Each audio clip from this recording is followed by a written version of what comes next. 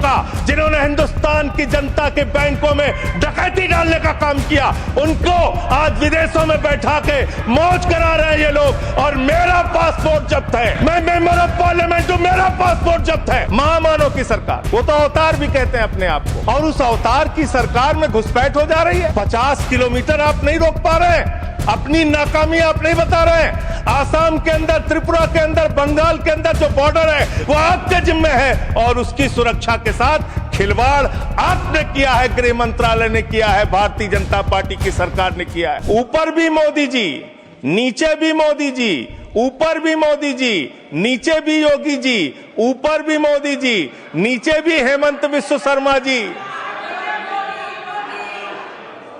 चारों तरफ महामानव की सरकार महोदया, महामानव की सरकार।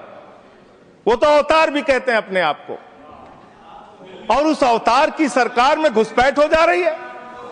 11 साल से हिंदुस्तान के अगर किसी कोने में अवैध घुसपैठिया है, अवैध रूप से कोई नागरिक रह रहा है, तो उसके लिए सीधे तौर पे भारतीय जनता पार्टी की सरकार और प्रधानमंत्री नरेंद्र मोदी जिम्मेदार है, कोई दूसरा जिम्मेदार नहीं है।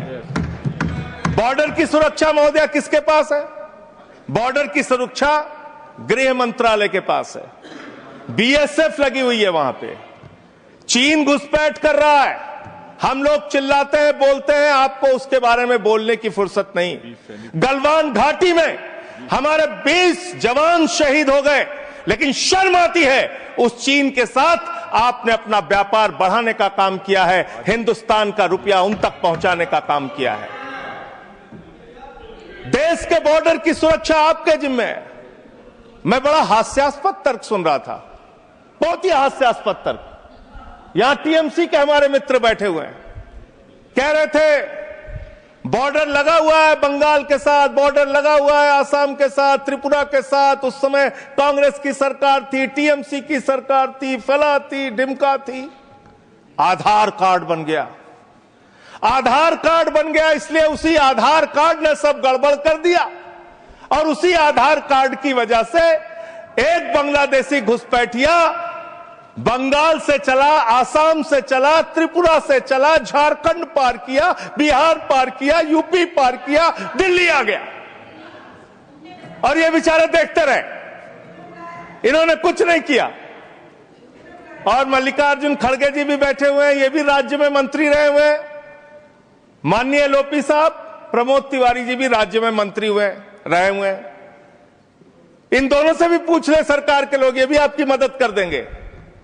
किसी राज्य के अंदर कोई व्यक्ति आ गया तब उस राज्य सरकार की जिम्मेदारी होती है, लेकिन मुझे लगता है आजकल पूरा का पूरा गृह मंत्रालय सुपरमैन की पिक्चर देख रहा है। पूरे भाजपाई सुपरमैन की पिक्चर देख रहे हैं। और कैसे देख रहे हैं? 50 किलोमीटर की सुरक्षा बीएसएफ के पास है। बंगाल में 50 किलोमीटर की सुरक्षा बीएसएफ के पास है।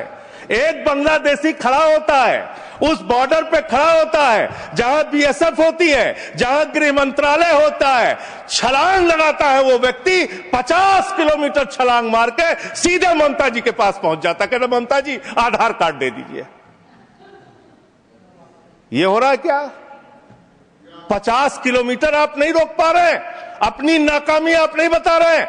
आसाम के अंदर, त्रिपुरा के अंदर, बंगाल के अंदर जो बॉर्डर है वो आपके जिम्मे है, और उसकी सुरक्षा के साथ खिलवाड़ आपने किया है, गृह मंत्रालय ने किया है, भारतीय जनता पार्टी की सरकार ने किया है।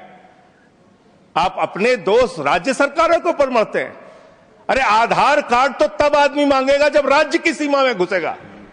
जब 50 किलोमीटर सीमा की सुरक्षा आपके जिम्मे है तो आप क्या कर रहे थे?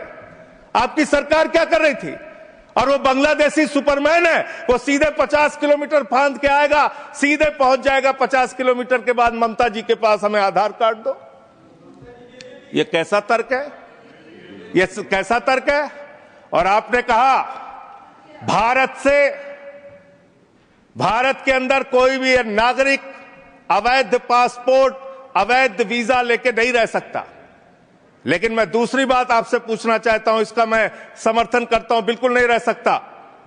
लेकिन जो हिंदुस्तान के डकैत आज विदेशों में बैठ के हमको चिढ़ाने का काम कर रहे हैं, जिन्होंने हमारी बैंकों को लूटा है, जिन्होंने आम आदमी का पैसा लूटा है।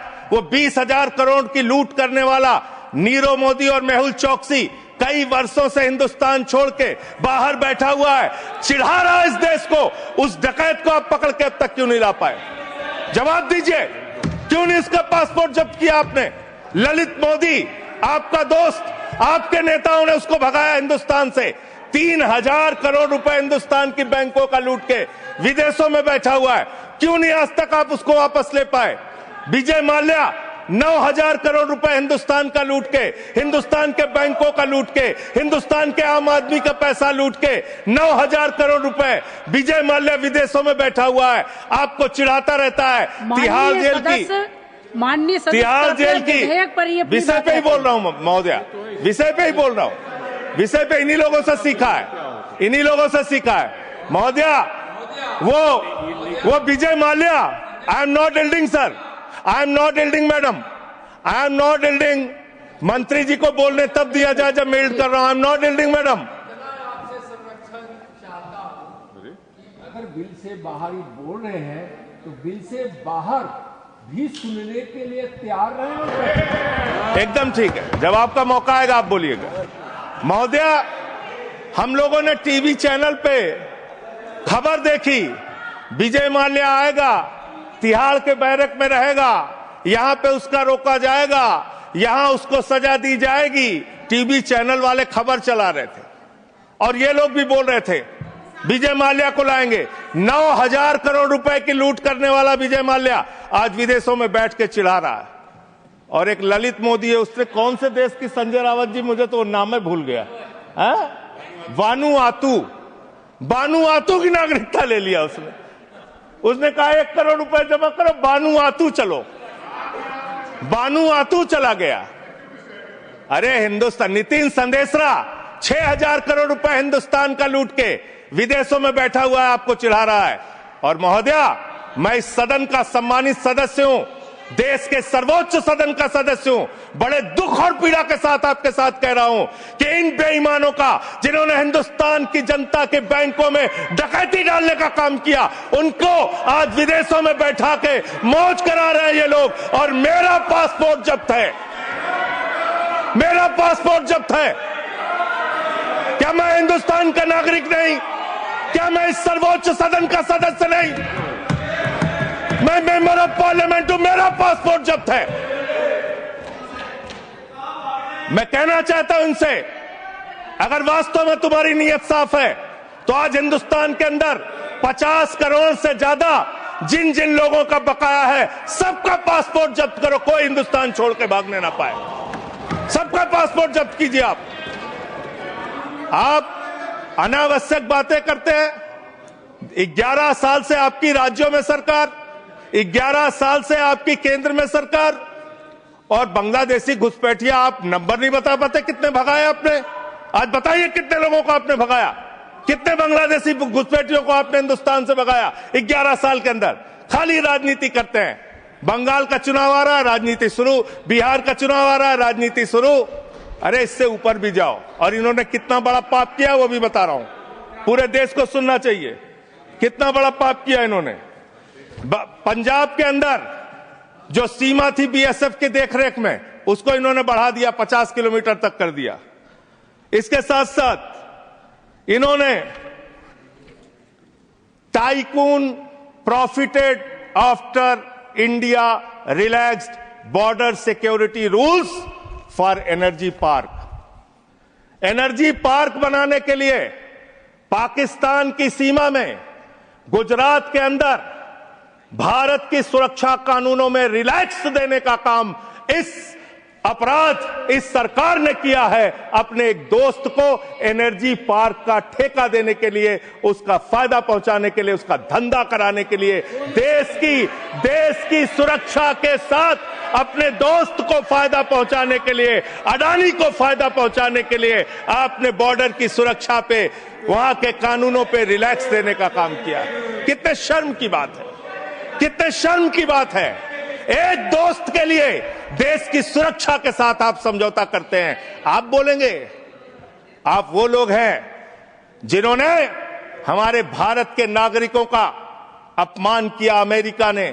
144 करोड़ की आबादी वाला हिंदुस्तान, दुनिया का सबसे बड़ा लोकतंत्र हिंदुस्तान, दुनिया में भारत की बात जब आती है तो राष्ट्रपिता महात्मा गांधी से हमारी पहचान, भारत की बात जब आती है तो गौतम बुद्ध से हमारी पहचान, बाबा साहब डॉक्टर भीमराव अंबेडकर के संविधान से हमारी पहचान। लेकिन मुझे शर्म आती है कि हमारे नागरिकों को अमेरिका ने हाथ में हथकड़ी, पैरों में बेड़ी बांध के हिंदुस्तान की धरती पे पहुंचाया और आपको शर्म नहीं आई।